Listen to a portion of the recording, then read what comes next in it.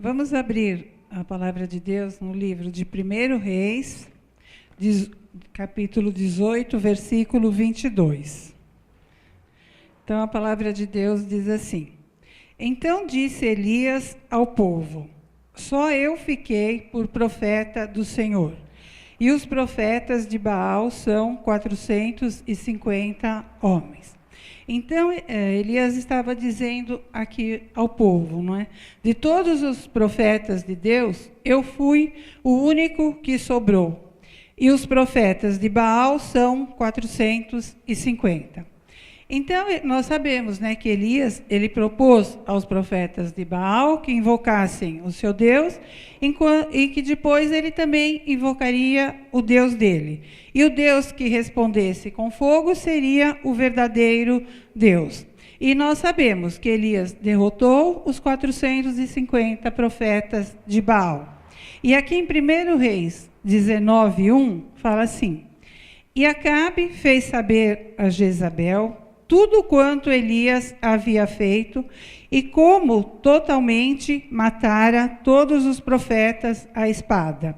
Então Jezabel mandou um mensageiro a Elias a dizer-lhe: Assim me façam os deuses, e outro tanto, se der certo, amanhã a estas horas não puser a tua vida como a de um deles.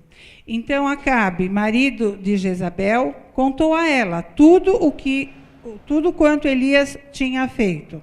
Jezabel era uma feiticeira e ela ficou furiosa e mandou uma pessoa, né, dizer ao profeta que amanhã, àquela hora, ela iria fazer com ele a mesma coisa que ele fez com os homens. E o que foi que Elias fez? Aqui no versículo 3, 19:3. O que vendo ele se levantou e para escapar com vida se foi e veio a Berseba, que é de Judá, e deixou ali o seu moço. E se foi ao deserto, caminho de um dia, e veio e se assentou debaixo de um zimbro, e pediu em seu ânimo a morte, e disse: Já basta, ó Senhor, toma agora a minha vida, pois não sou melhor do que meus pais. Então Elias, ele havia vencido, né, derrotado 450 homens. Mas diante da ameaça de uma mulher, ele entrou assim no estado de depressão tão grande que nós vimos aqui que ele orou a Deus pedindo a morte. Então, irmãos, o que esses versículos eles nos mostram? Eles nos mostram que não se ganha a batalha no campo de batalha, mas como o pastor sempre diz aqui, que a batalha ela é ganha na nossa mente. Nós tanto ganhamos na mente como perdemos na mente. É no nosso interior onde se determinam as maiores vitórias ou as piores derrotas. Se no seu interior, não é, você está determinado que vai perder, que não vai dar certo, que não vai adiantar, que não tem mais jeito, que não vale a pena mais lutar, que é perda de tempo perseverar, então não há dúvida que assim acontecerá.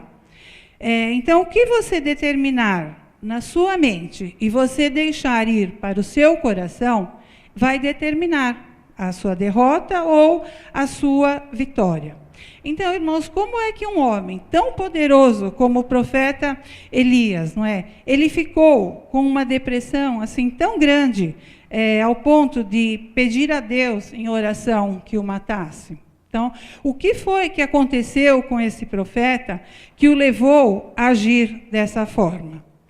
Então, irmãos, a primeira coisa, Elias, ele viu o seu futuro ameaçado. A depressão, assim, o medo entrou nele. E por quê? Como eu disse, porque o futuro dele foi ameaçado. Ele era um homem com sonhos, com projetos, mas diante, assim, da notícia de saber que ia morrer, ele desistiu de tudo. Então, de repente, assim, diante da ameaça, ele deixou de ver, assim, o futuro de Deus para ele.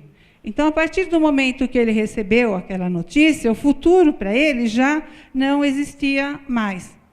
Então, quando uma pessoa ela entra em depressão, a primeira coisa que ela perde é o seu futuro. Ela vê assim, tudo negro, não é? Nada vai bem, tudo é triste, os sonhos que estavam assim em seu coração desaparecem. Então, ela deixa de ver o seu futuro de glórias. Então, quando tudo isso sai do interior da pessoa, aí vem a depressão. Uma outra coisa também que levou Elias a agir dessa forma é que quando a fé sai de Deus, vem o medo dos inimigos. E foi isso que aconteceu com Elias. Ele era um homem que ele tinha muita fé em Deus, mas ele perdeu essa fé. E o que ele fez? Ele a transferiu para Jezabel através do medo. Então, visto que ela disse, né, que iria matá-lo. Então, o que ele fez? Ele tirou o foco de Deus e transferiu esse foco para o problema. Então, ele acreditou assim, mais na ameaça do que no poder de Deus. Ele derrotou os 450 profetas. Por quê? Porque ele tinha fé em Deus. Ele sabia do poder de Deus. Ele tinha certeza que Deus mandaria fogo dos céus para queimar o holocausto. Só que agora, diante do medo, ele perdeu a fé e ficou depressivo. Então, assim, a depressão, irmãos, ela vem para nos roubar a paz. Então, quantas vezes, assim, na nossa vida, tudo está indo muito bem, mas, de repente, algo mal nos rouba a paz.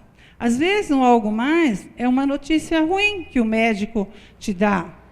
Um algo mal pode ser também a perda do emprego, a falta de condições financeiras. O algo mais também pode ser um desentendimento familiar ou uma outra coisa qualquer. Aqui na vida de Elias, o algo mal que roubou a sua paz foi a ameaça de morte feita por Jezabel. Então, irmãos, é muito importante, assim, diante de um problema, quando nós estivermos passando, a primeira coisa, irmãos, é nós mantermos a paz. Por quê? Porque a paz ela é um sopro de morte sobre o inimigo. Quando você mantém a paz nas adversidades, você frustra o inimigo. Então, quando você age como Elias agiu, ele agiu conforme o inimigo queria. Ele se entristeceu, ele se isolou, ele fugiu, ficou sozinho, não é? E justamente é isso, irmãos, que nós não devemos fazer, não é? Então, quando nós nos encontrarmos assim diante de uma situação difícil e não sabemos como sair dela, como eu disse, a primeira coisa é nós termos paz. E a outra coisa é que nós precisamos orar a Deus. Nós não podemos fazer o que Elias fez aqui, no capítulo 19, versículo 9. E ali entrou numa caverna e passou ali à noite. Está vendo? Então, irmãos, é isso que nós não podemos fazer. Nós precisamos orar a Deus. E quando nós oramos a Deus, o que é que Deus faz? Ele vem até nós. Deus foi à gruta onde estava Elias. Ele o procurou e o retirou de lá. Então, irmãos, se você hoje está como Elias, não é? Se escondendo assim numa gruta, então o Senhor, Ele também está te procurando nesse momento em que você está ouvindo essa palavra. E é certeza, irmãos, que Ele vai te tirar dessa situação, Ele vai te curar, te prosperar e vai te abençoar. Então, não importa assim a situação difícil que você esteja passando, creia que hoje o Senhor também, como Ele encontrou Elias lá, Ele também te achou. Então, não importa onde fica a caverna, Ele sabe onde você está e Ele também sabe tudo o que está se passando contigo. Uma outra coisa, quando você orar, o seu futuro será glorioso. Deus, irmãos, Ele restaurou o futuro de Elias. Eu não vou ler porque o texto ele é bastante longo. E é certeza, então, também que Ele restaurará o seu futuro também será de bênçãos. E como é que nós podemos ter essa certeza? Porque lá em Mateus 28, 20, Ele diz: eis que estou convosco todos os dias, até a consumação dos séculos. Então, irmãos, nós não precisamos temer, não é? Por quê? Porque nós temos o Espírito Santo. E lá em 1 Timóteo também o Senhor diz que Ele não nos deu um espírito de medo, não é? Ele nos deu um espírito de coragem, de fortaleza. Uma outra coisa, quando você orar, os seus inimigos cairão em suas próprias redes. Então, tudo o que os teus inimigos desejarem para você, virá sobre eles. Por quê? Porque há uma promessa para a nossa vida, que está lá em Isaías 54, 17. Toda ferramenta preparada contra ti não prosperará. Irmãos, e quantas promessas que tem, não é? Lá no Salmo 23 também, ainda que eu andasse pelo vale da sombra da morte, não temeria mal algum, porque o Senhor está conosco. No Salmo 91, 1000 cairão ao nosso lado, 10.000 à nossa direita, mas nós não seremos atingidos. Isaías também fala: porque eu, o Senhor teu Deus, te tomo pela tua mão direita e te digo, não temas, porque eu te ajudo. E a palavra de Deus, ela também diz que a maldade, ela cairá sobre aquele que a gerou. E nós sabemos qual foi o fim de Jezabel, não é? Os cães comeram a sua carne, como havia sido profetizado. Como o ditado que existe aí no mundo, né? O feitiço virou contra o feiticeiro. E aqui no capítulo 19, versículo 11, diz assim: e ele lhe disse, sai para fora. Está vendo? Então, no momento mais difícil assim da sua vida, o que você tem que fazer? Manter a paz, orar, né, como eu falei, buscar ao Senhor. E é certeza que Deus, Ele vai se revelar a você. E Ele vai se revelar a você assim de uma maneira que talvez você nunca tenha experimentado. Ele vai te dar uma experiência em particular com Ele. Ele te dará novas ideias, novos pensamentos, novas bênçãos. Então Deus, irmãos, Ele está nos mudando assim constantemente, todos os dias. E isso é um sinal de crescimento. E nós sabemos que é nas lutas que nós o buscamos cada vez mais, que nós nos entregamos mais a Deus. E, consequentemente, nós também crescemos mais espiritualmente. Então, Elias, ele foi um profeta poderosamente usado por Deus, assim, em sua geração. Ele experimentou a provisão de Deus, assim, em momentos de crise, quando os corvos lhe traziam pão e carne. Ele realizou também grandes milagres, não é? Aqui nós vimos, ele derrotou os profetas de Baal. Então, ele era um homem de Deus, ele era um profeta que temia a Deus, alguém que não media esforços para cumprir assim, o seu dever. Ele era um profeta ousado, destemido, cheio de unção e autoridade. Então, muito diferente, bem diferente do Elias, profeta, apresentado aqui na caverna, né? Um homem desanimado, triste, angustiado, decepcionado e pedindo até a morte, sentindo-se só, se escondendo de tudo e se escondendo de todos. E essa situação, irmãos, fez assim com que Deus ficasse incomodado com a condição em que o profeta se encontrava. E Deus disse a ele, sai para fora, sai dessa caverna. Hoje, irmãos, também tem muita gente assim. Em outros tempos, eram pessoas assim, cheias de gás, cheias do Espírito Santo, pessoas motivadas, animadas, dispostas, né?